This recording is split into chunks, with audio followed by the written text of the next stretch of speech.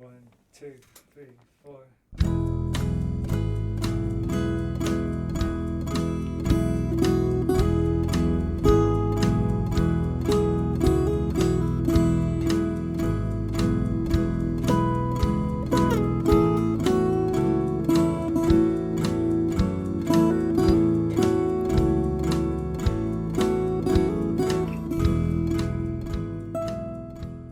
You are listening to SKYLIT, the SKYLIT Books podcast. SKYLIT Books is a general interest bookstore in the Los Feliz neighborhood in Los Angeles. You can shop with us from 10 a.m. to 10 p.m. or visit us online 24/7 at skylitbooks.com. Follow along at SKYLIT Books Instagram and Twitter. You can subscribe to the podcast on Podbean, iTunes, and Spotify. Thank you for listening, and now on to the episode. Hello, my beautiful listeners, and welcome to SKYLIT. This is a SKYLIT Books podcast, and I'm your host, Lance Morgan. Today, I'm so excited to welcome Christina Catherine Martinez to talk about her new book, Aesthetical Relations. She'll be in conversation with Isabel Slone, but before I introduce both of them, I want to remind you that SKYLIT Books is now fully open, so come on by. We're happy to see you, and we're excited to see your faces. And we're also still we still have our online ordering on our website www.skylitbooks.com. So order your books and come pick them up too. Christina Catherine Martinez is a writer, actress, art critic, and comedian born and raised in Los Angeles. Her life act has been described as a great bridge between many different disciplines, including performance art, stand-up, and clowning.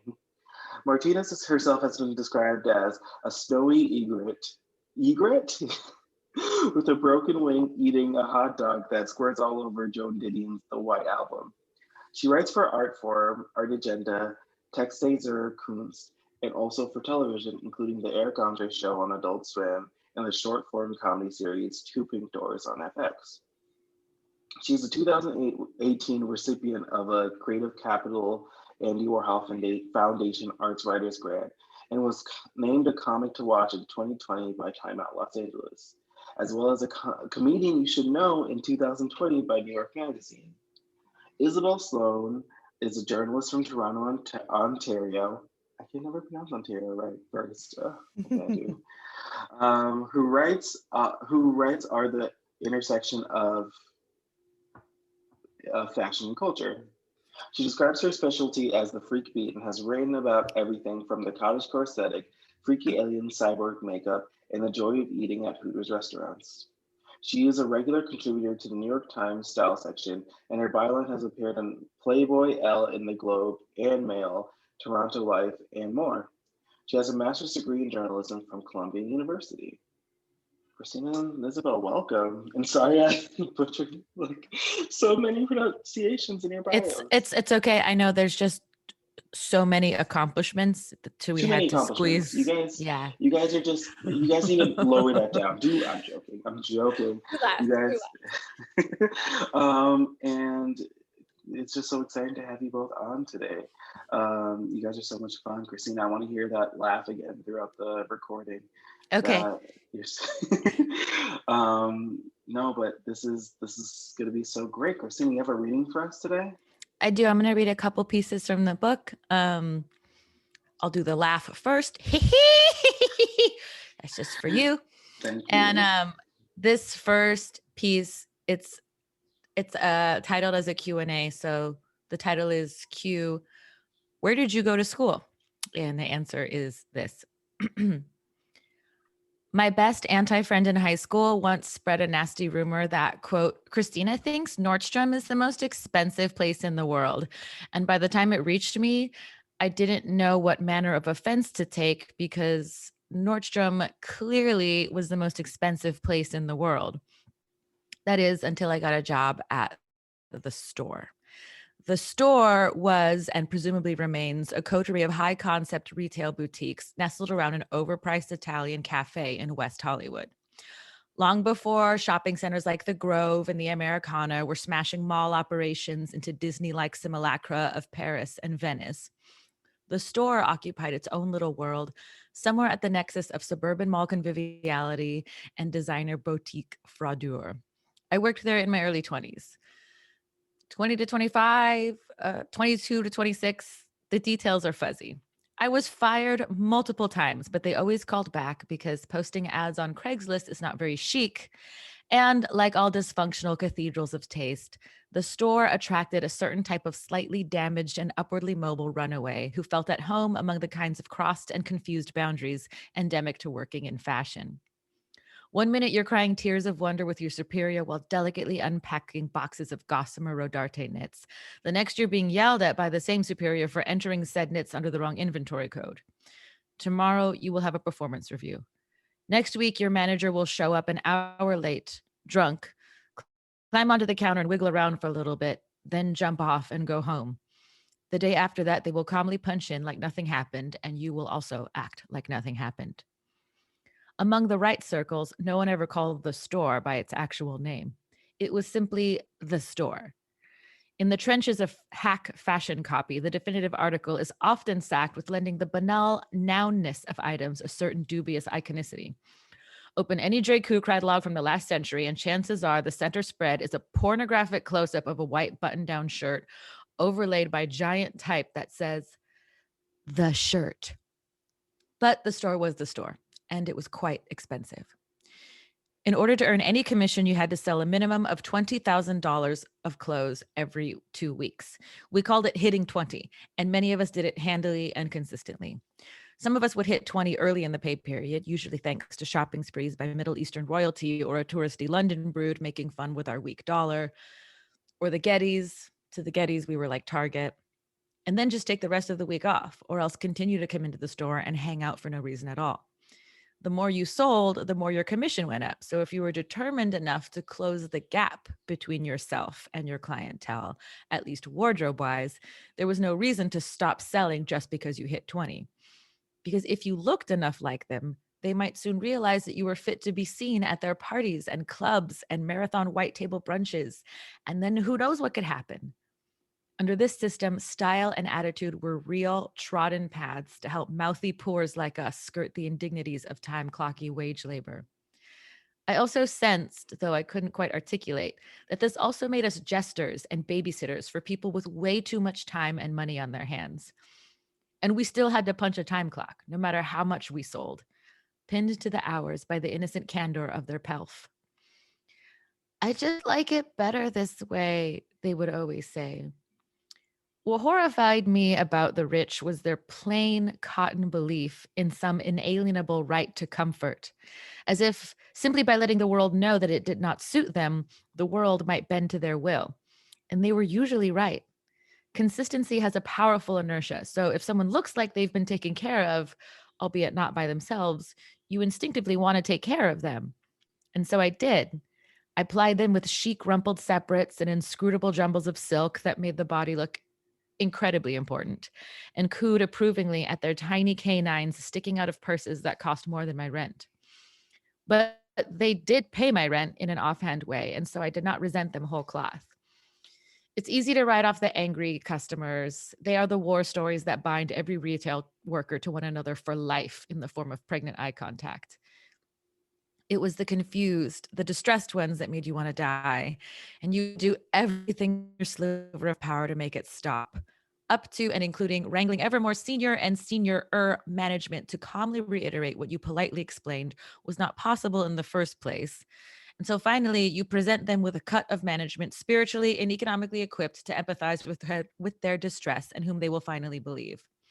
I fatigued at this, but I never got angry. It was too sad. I arrived at the store having dropped out of college for what would turn out to be the first of many times. I loved art, or at least I felt like I was supposed to love art by dint of not really feeling at home in the world. But I had emerged from Art History 101 survey totally traumatized by the very idea. A professor was young, an artist herself, and her biggest mistake, which I can barely forgive her for, was dragging her gaggle of goofy religious undergrads. Oh, did I mention it was a private Christian college? Who were barely meeting the Venus of Willendorf for the first time to an Arte Povera survey at the Museum of Contemporary Art. And some of us just couldn't make the leap. Those poor Italians, I thought, surrounded by all that history.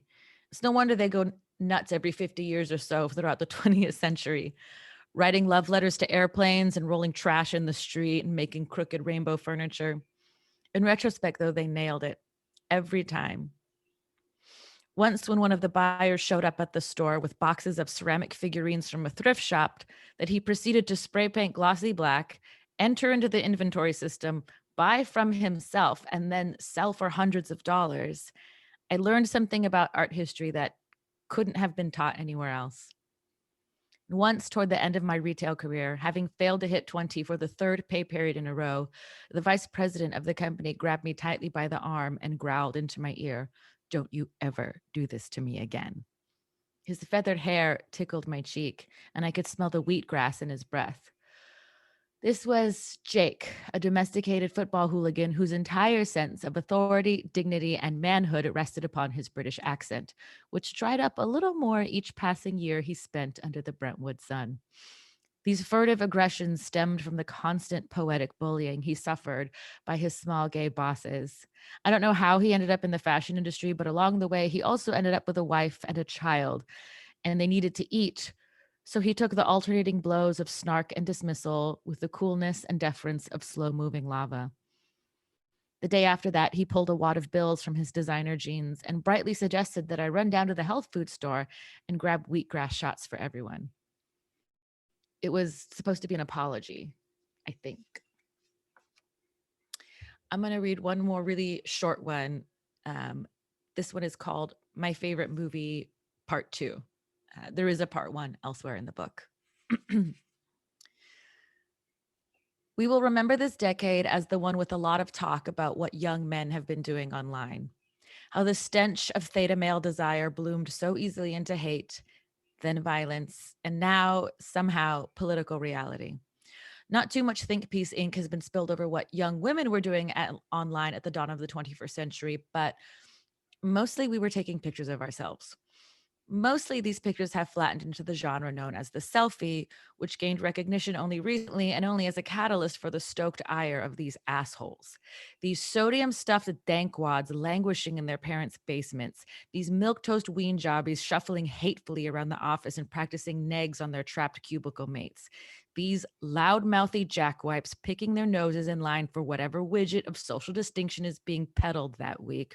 These fluff-snart piles of excess boy matter shaving their scattershot facial hairs into ever more recondite proxies for bone structure. I could go on. When a guy like that looks into a sexy selfie, he thinks she is looking at him and not herself. She's like the cardboard cutout girl in a liquor store beer ad, or any ad, really. Only in a selfie, there is no ancillary product to canalize the wellspring of must-have-it-ness. So instead of a cold one, maybe this guy starts to think that the girl herself and all of the wacky things she might do to him is the product he desires most and deserves. If this sounds too reductive or too broad or too unforgiving, I had an ex, a totally lovely and enlightened man with whom I happily frittered away the greater part of my 20s, who jokingly but continually and with sincere affection referred to the billboard across the street from his apartment as my Clamato girlfriend.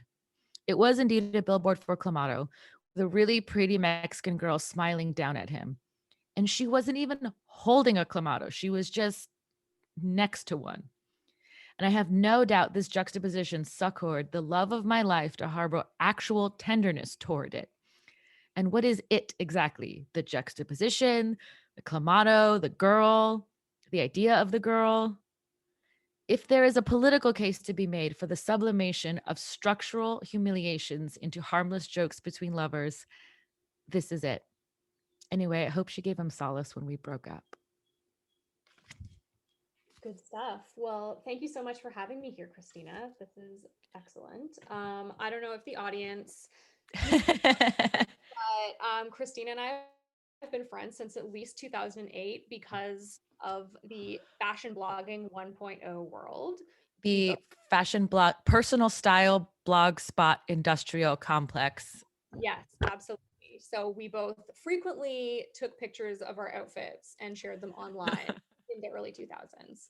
If it's of interest to anyone. Okay, well, thank you so much. That was excellent. So Thank you. I want start out by asking about the structure of the book, which is really fascinating to me, because it's a lot of like disparate thoughts interspersed amongst these longer lyrical essays. I'm wondering, how do you know when something is just a thought versus something to be expanded upon? I mean, they're kind of the same thing.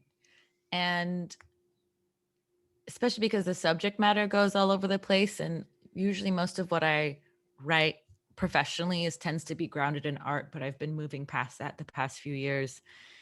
It's just, not to sound corny or mystical, but it's just usually like a sort of, when something's nagging or you have sort of a visceral reaction to it, like anything really, like that sucks, or I love that, or that's cool, or I can't stop thinking about it. Or even when something's boring, I find that thinking about why I'm so bored by it, or especially if I find something boring and other people seem to love it, I'm really bothered by that. And I want to get to the bottom of that.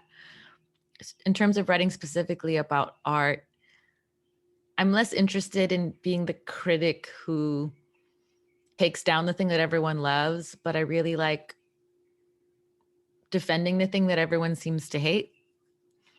It's usually happened with paintings or something that, especially stuff that I tend to think is anodyne or just sort of pleasant. And then to hear someone else get really angry about it, it's always just Like what painting?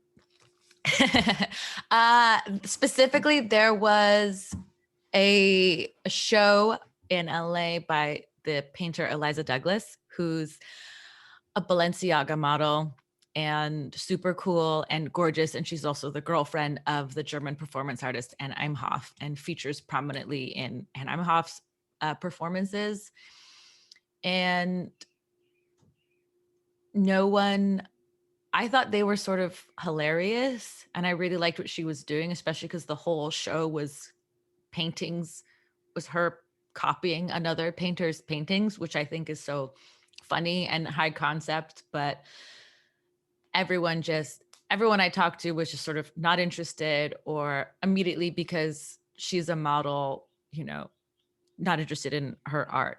And there's something to me more interesting about that whole ecosystem of an object and how it moves through a gallery system, but also the social system. So I actually ended up sort of tying it to her modeling career and other stuff. I think even people who do a bunch of different things, even if they're separate, it's really, there's always some sort of underlying connection informing them. But in terms of structuring the book, it actually sounds weird, but I almost structured it physically more than thematically or anything else. So it's anchored by these, I don't know how many, like 4 or 5 long essays, and then there's little short ones in between. And that just sort of came more from, I don't know, like doing comedy and realizing that like things can be short and still complete.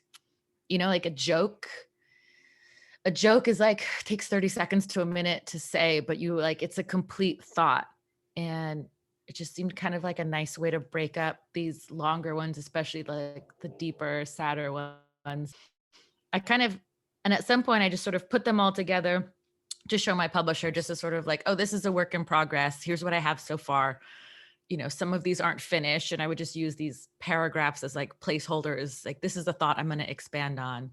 And she's the one who pointed out that, this kind of just works as it is. Like, unless you have a specific plan to expand on some of these shorter pieces, she was like, they seem complete. So that was, it's hard to say that any of the structure comes out intentionally in advance. And it usually takes just laying it out and looking at it, or someone else looking at it, to tell you that it's already done, or to tell you that the structure is actually there. You just haven't been able to see it. Totally. Mm-hmm. I love what you said earlier about, things that you can't stop thinking about, and like that brings me to this concept of like interiority and having an interior life. In the introduction to the book, which is by comedian Jamie Loftus, Mm-hmm. she mentions this piece of advice that you've given her that she's never forgotten is that you have to have an interior life, which I think you mean is like to both be a good comedian and also to just be a good person. So where does that insight come from? Oh, hold on. I'm looking at it. I love that. Oh, okay. The quote is actually, you have to have interior life or you'll go crazy. It's not even as altruistic as like, in order to be a good comedian or a good person, obviously I would punch my own self in the face if I said that to someone.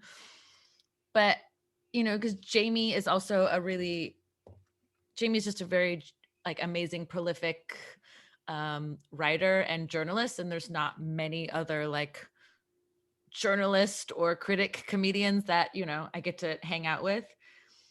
I think it has a lot to do with, just my own sanity, because as a comedian and as a essayist, I'm kind of putting a lot of myself out there, and a lot of people, there's a lot of really personal stuff in the book, and it's kind of deep and dark but I think it just has more to do with vulnerability, not just vulnerability in terms of, oh, I'm vulnerable because I am giving the world the salvo of my unvarnished self, which is like, that's not real vulnerability. It's sort of developing the judgment to know like what parts of you are making sense or good to share. So people, as personal as the book is, people who are actually close to me think it's very funny that people think it's personal, because they're like, well, I know you, and this is not even the half of it. This is not even a quarter of it.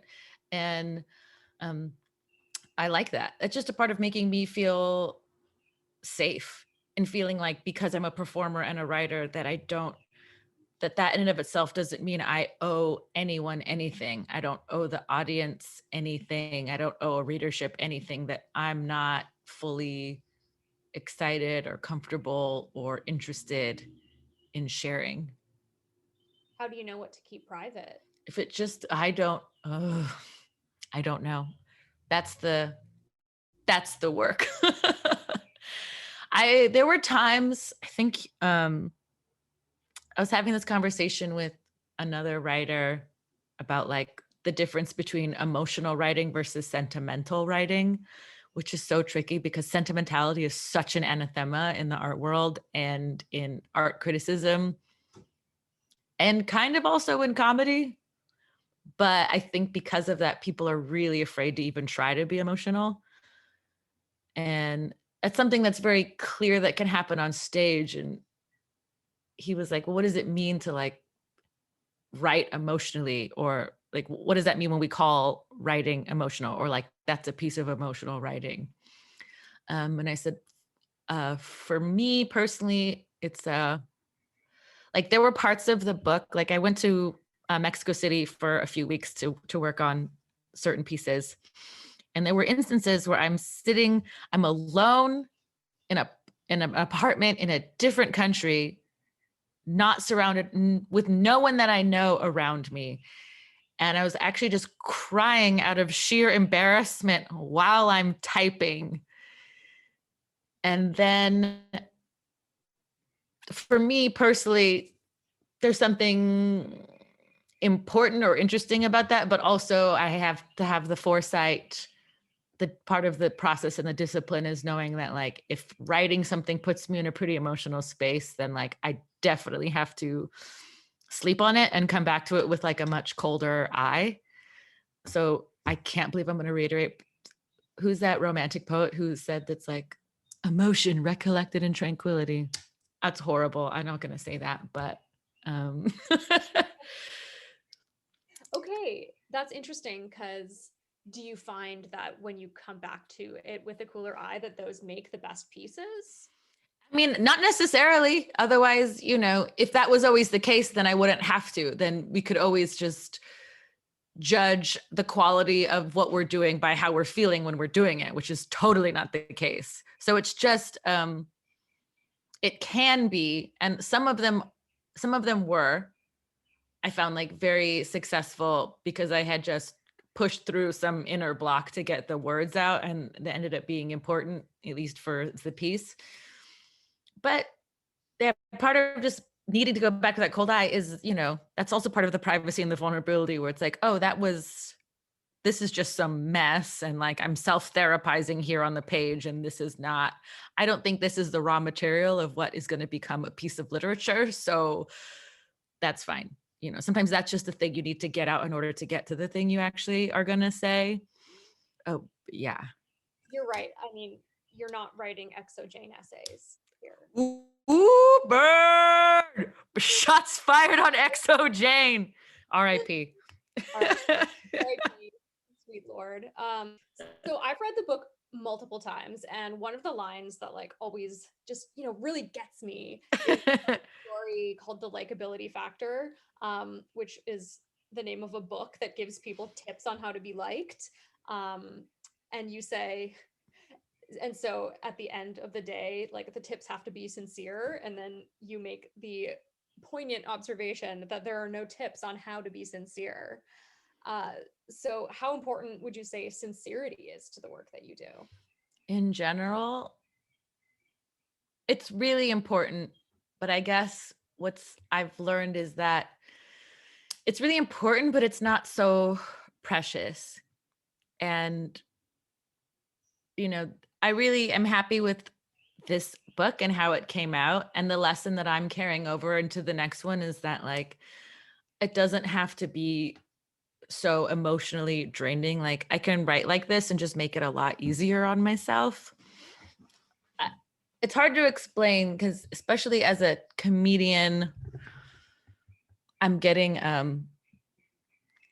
there's times where you do the same material over and over, and it comes from a place that was very inspired when I came up with it. And then, for the first few months, even I'm like really excited to tell this specific joke or like retell this story. And then after a while, like my emotional attachment to it fades. And then it's just like these lines I'm rehearsing in front of an audience. And it's tricky because that changes the quality of it. That changes it's almost like less funny if people can tell that I'm just not even enjoying it or that I'm not really connected to the material anymore. But that's almost when like, then my adult performer self has to come in and just fucking perform it because that's my job. It's the same idea of like, it's almost like my sincerity is a thing that I can detach from and then look at it and see if it's working for whatever the thing is I'm writing or building. But that's I guess the paradox for it. It's like, well, everything has to come from a sincere place, but it could never be, whatever that means, sincere all the time, because that's just fucking exhausting. Or, being sincere doesn't always have to mean being intense or vulnerable, even, frankly. Like, I'm being something that the audience notices. I think so, for sure. I was having this conversation with a friend yesterday that, oh yeah, the audience totally notices. Someone pointed out to me, and like in that second piece where I talked about the fluff snart ween jobbies and recondite proxies for facial hair, that and basically that was like really fun to write. And what I'm talking about there is basically types of male archetypes that fall under the umbrella of incel. And I don't want to like use that catch-all term in a lazy way. That actually started out, that sort of story or that run of epithets started out as like a stand-up material that I wanted to do. But it was so dense, it wasn't really catching. Like people just didn't understand what I was saying at all when you're saying it. And then someone, a person who's like writes about comedy for a living, pointed out to me that like, weirdly it is, especially when you're performing stand-up, it's kind of 90% about energy. And he was like, I think most people in an audience don't understand what you're saying exactly, or they're not really, but there's like it's the musicality and the rhythm of your sentences and the energy with which you give them that is what makes it funny. And then later, when you think about it, it's sort of like, oh, that's actually maybe insightful or that's meaningful in some way. And not even always that. Sometimes, you just want to make an airplane joke. I love the idea that like some things are just funnier on the page than they are performed in person. Oh, for sure. I mean, and that's totally another different discipline, which is like humor writing, which I don't think I can do, but I've also had people tell me the book is really funny, which is really surprising to me. But being this detached from it, I also find that really funny. I think it's very funny that me trying to be serious at times and writing this thing that I felt was so deep and personal and emotional that other people think it's hilarious. Which goes to show you just, it is, I don't know, you don't always have control over it. And I think, I don't know, maybe that's where it's somehow tied to sincerity. Like it's less about, I don't know, being true to serving the piece, serving the thing that you're doing, instead of like trying to control how it's going to be received, which is what I learned from stand-up. I mean, I mentioned I was writing about art for almost a decade before I even tried doing stand-up. And then I feel like stand-up has made me somehow a better writer and a better person in general. Yeah, well, I mean, having like different skills kind of like they play on each other and they like sharpen your abilities. I mean, I would think it's mostly has to do with failure, because as a writer, how the thing that gets published in the New York Times style section is like so different from the thing that you started writing alone in your apartment, and that was messy and embarrassing and sucked. But no one sees that. It goes through your revision process. It goes through the editorial process. And so people, sometimes writing can be so mysterious and opaque, especially publishing, because people only see your one version of it. People only see like the polished version, like laid out on the New York Times homepage, or, frickin' in the back of Art Forum or whatever. And stand up as a form of writing is so humiliating and so much fun, because you have to, there's no way to get better without failing in front of people. There's no amount of like editing and nitpicking you're going to do in your joke book that's going to make a joke or a bit come out perfectly formed and ready and hilarious in front of an audience. At some point, the writing, you can only write so much before you have to just write on stage. And so that was like the exact opposite of the writing process that I had been going through. And it was like, I can't even really explain why I kept going, because it's fucking humiliating. Like it's so bad. Like it's so bad and shitty and doesn't feel good and is crap ass a lot. Yeah, I mean, that's like scary as hell. And I could literally never do that.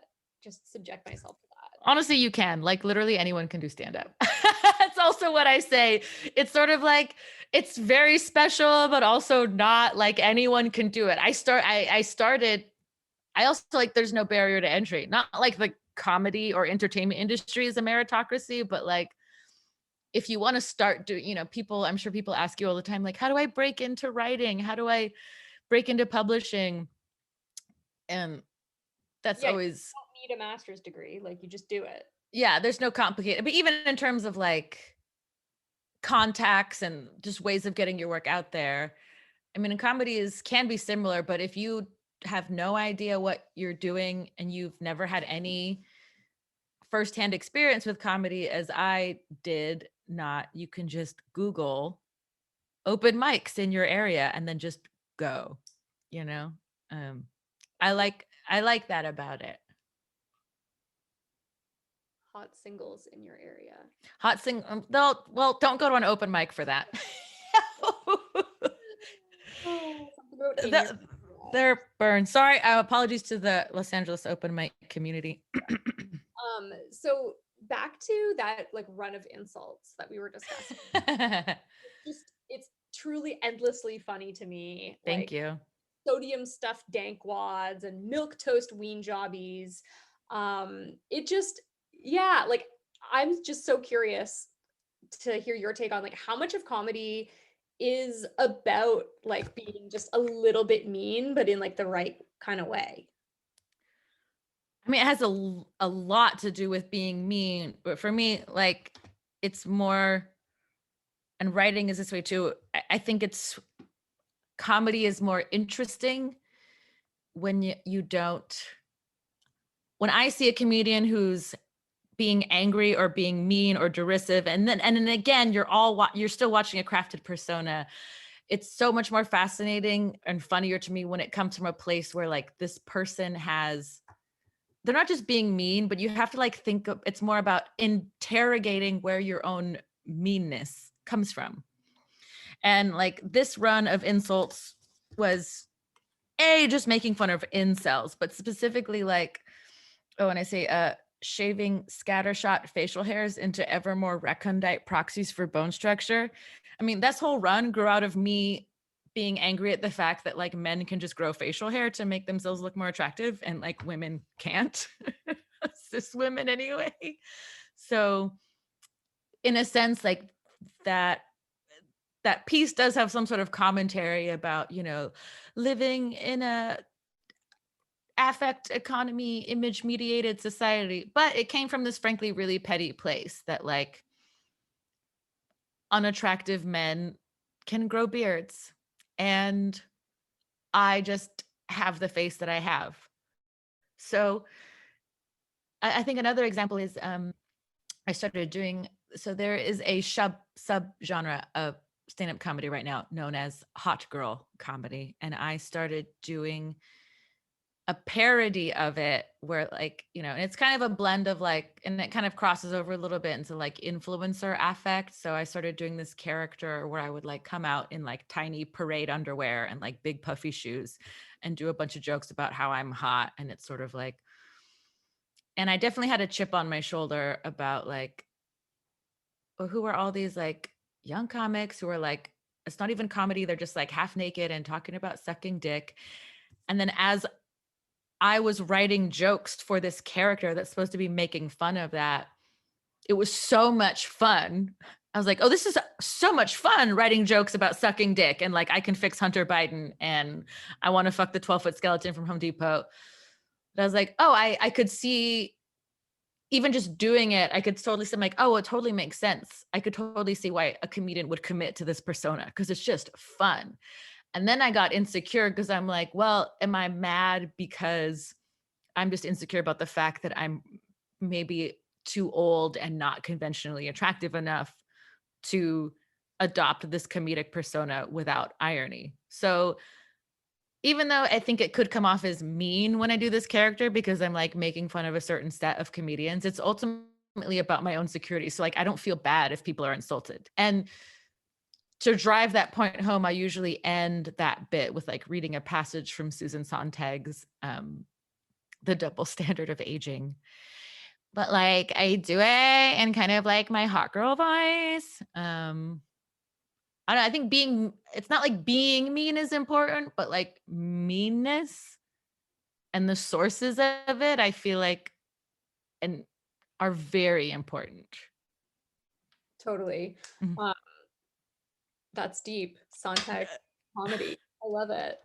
And also, I mean, like making fun of hot people is always punching up, right? So Right. Well, this is what's interesting. I mean, I don't think anyone disagrees that like comedy works best when it's punching up. It's just like no one agrees on where we are on that matrix of privilege. And I'm like, I don't want to open up this kind of worms, but it's true. Like a sodium stuffed ween jobby, doing a set at like Uncle Chuckle's Fuck It Bucket in the middle of the country, thinks that they're punching up when they make fun of like, gay people who live on the coasts, right? But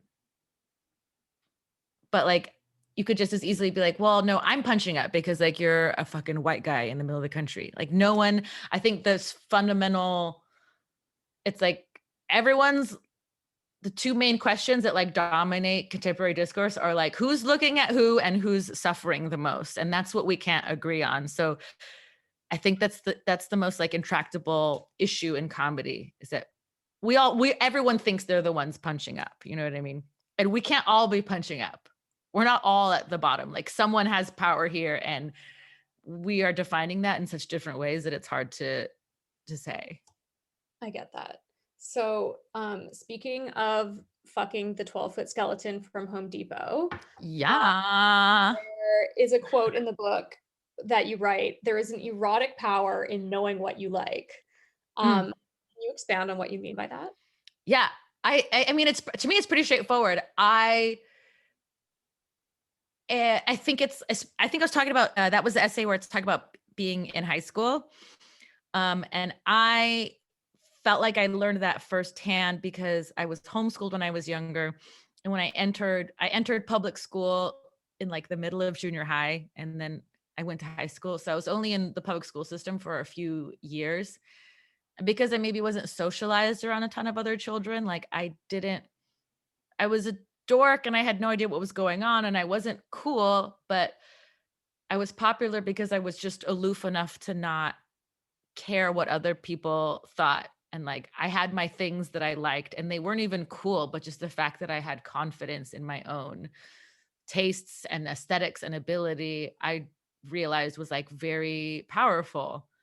And I still feel that way. I mean, then I kind of went through a bunch of other existential crises because growing up is hard. What But were you into in high school? What were those likes? I did improv comedy in high school. So I did have like comedy experience in that regard. I was really into pop punk and theater, and I was still kind of recovering from a ska phase.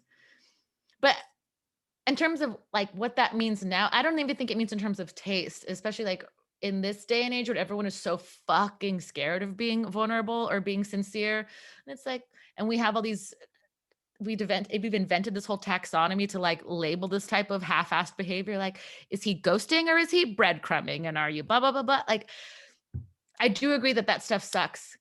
But to me, it's just a matter of like, I think it's attractive. It's hot when people know what they want.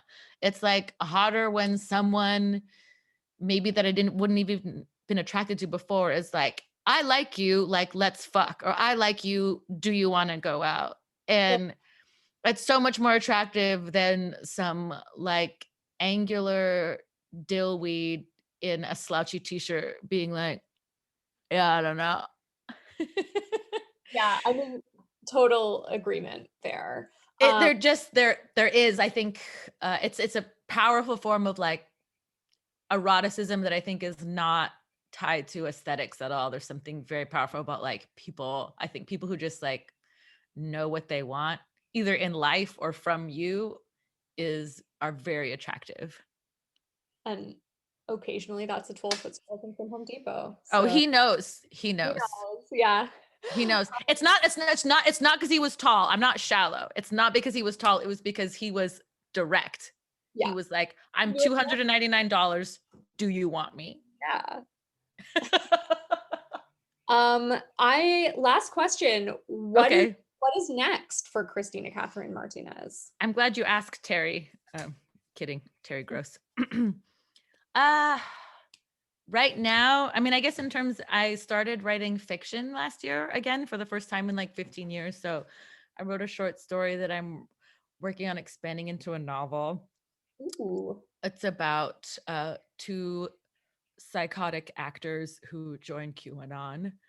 And I started writing, I'm almost done with, I'm just doing a lot more different types of writing that I've never done before, which is so exciting. I'm almost finished with a pilot that is set in the art world. And I was telling someone this the other day, most immediately I'm working on another book of essays. I think I have one more book that's more,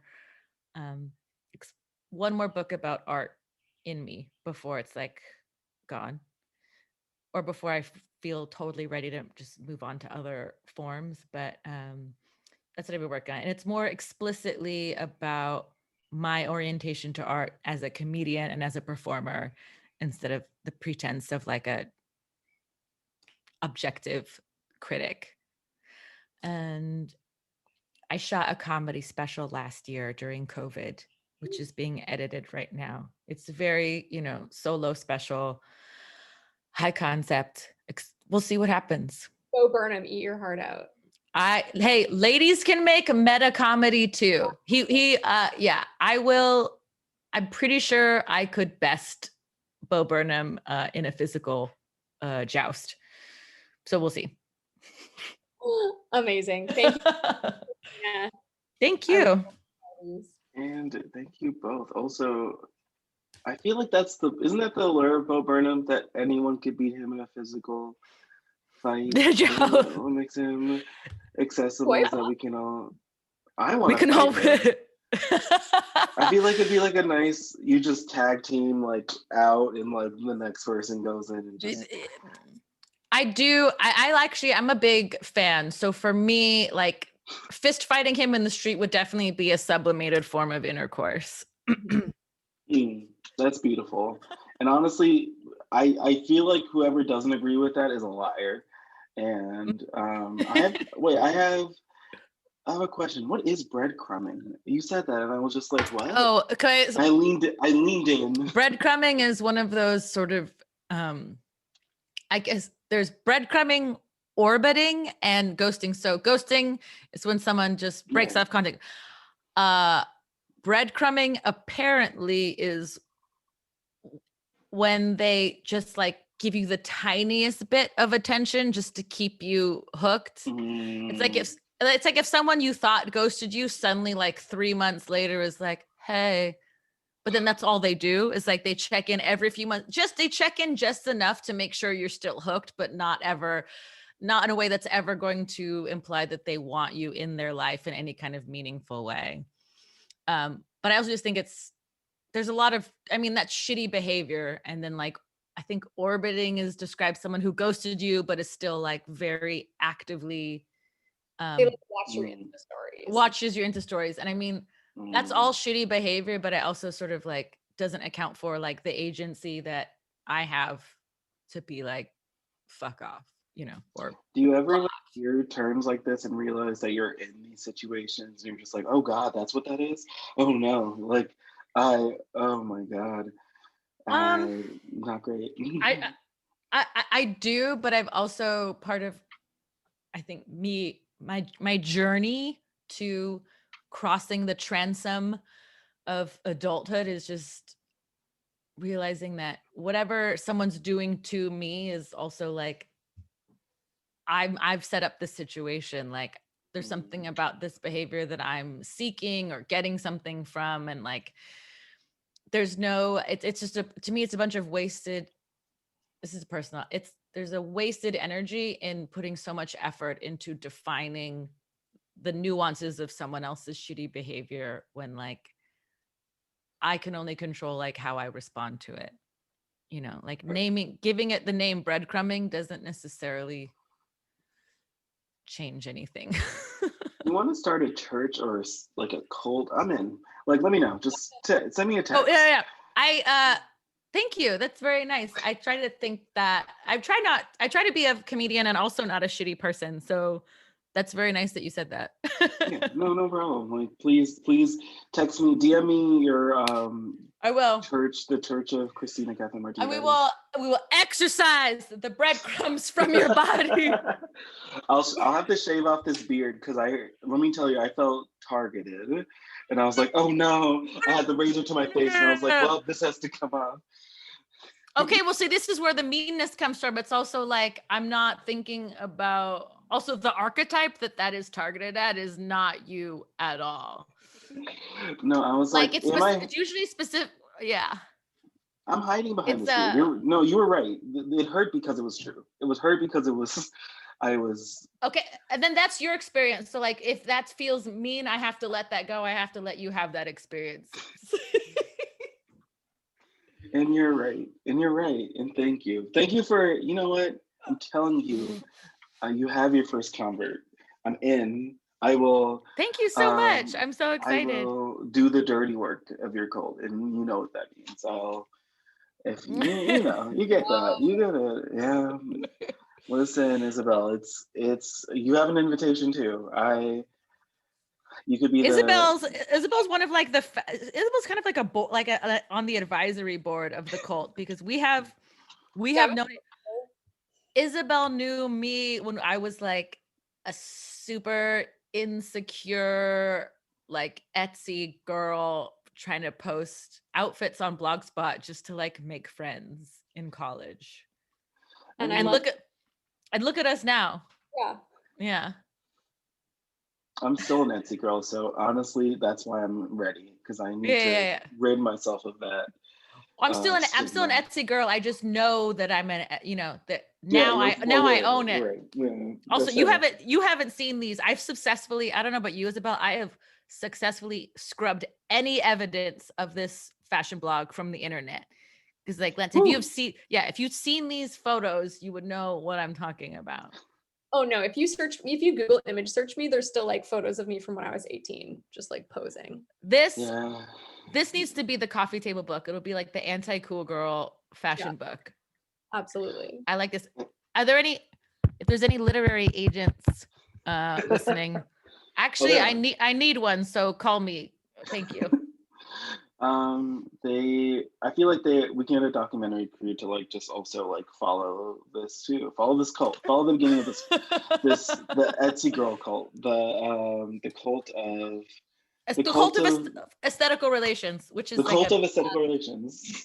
Yeah. And it's HBO Max miniseries. I love it. Oh my God. Maybe you should be my manager. That's the dirty work I'll do as the cult. I'll be that's the dirty work. No, this is I could do this all day. You guys are so much fun to talk to. This has been so great to listen to. I have one last question for you both. Mm-hmm. Do you have anything you would like to say to the independent bookstore community as a whole? Anything you would like to give a shout out to there? Give a shout out to Bo Rice at SKYLIT, who's a friend. Is great. He gave me some really good advice when I was like trying to find some inspiration for just in general. He's a very good seller, but I was sort of trying to find inspiration for this, and he recommended a book, and then I was like, oh, maybe Eve Babbitt's is good too. He said specifically for inspiration, it's good to read people who are doing what you're trying to do, but like are dead. That way you don't have to get too in your head about it, but you can, and it's safe to be inspired by it. And I was like, oh, that's actually like really practical advice that very speaks to the insecurities of writers. Also to the independent bookstore community. I mean, they already know this, but like to everyone else, it can wait. Like don't, and I'm guilty of this too. Don't get it on Amazon Prime just because it's fucking 2-day shipping. Get it from your independent bookstore. Like, fuck. Thank you. No, you're right. Yeah. And I want them t-shirt, including the like fuck, like that part too. Like it was literally just gonna be fuck Amazon. You're right. And you both are right. Please watch what you say, because I think Lord Bezos is gonna be president in like 2032. No. He's in space now. He's gone. He's the president of space? He's the president of space. You're right. Listen, I had the thought, I was like, you know what? Fuck the Christmas Herald ghosts, because why aren't they there? What are their jobs if they're not out there hounding Jeff Bezos? Like, oh wait, can you repeat that? Your Zoom cut out right as you said that. No, I said fuck the Christmas Carol ghosts, because if they're not hounding Jeff Bezos constantly, what are they doing? That should be their job. I don't know. What are the ghosts of Christmas past? I don't know. They're like showing up in like my morning pages or some shit. I don't know. If they're not out on if they're not on that spacecraft jumping Jeff Bezos currently, what are they doing? Like, I think they're just bothering me about something embarrassing that I wore 10 years ago, which is a waste of their time. I'm sorry. I blame capitalism for that. I blame capitalism. It's an and on easy that thing to note- do, but well, Isabel has a message for the independent bookstore community, and I know she had been rehearsing this for weeks. So, Fuck Amazon. And that's it. And that's beautiful. And you know what? I feel like that's a great way to end it. Thank you to Great. both Thank of you, you so Christina and much. Isabel. Thank you both. And thank you to all the listeners for coming back and listening. And go buy Christina's book today, Aesthetical Relations. It is on display at SKYLIT Books right now. So if I don't hear those feet running to SKYLIT Books, I don't want to hear Amazon clicks. No clicks on the Amazon 2-day shipping. Get The it click of your high heels running to get the book. Right, your Etsy high heels that you. The click of the Etsy high heels are those like, DIY Etsy earrings that are clanking around your ears. If I don't hear that, I will be disappointed in all of you. No, but thank you again for coming back. And you have a great and beautiful rest of your day. Thank you so much. Thank you for listening to the SKYLIT Books podcast series. Please don't forget to visit our website at skylitbooks.com and make sure to follow us on Twitter and Instagram. Also, don't forget to subscribe to this podcast for more author talks and bookseller conversations. You can find us on Podbean, iTunes, and Spotify. Stay safe and healthy, and we hope to see you back in our store soon.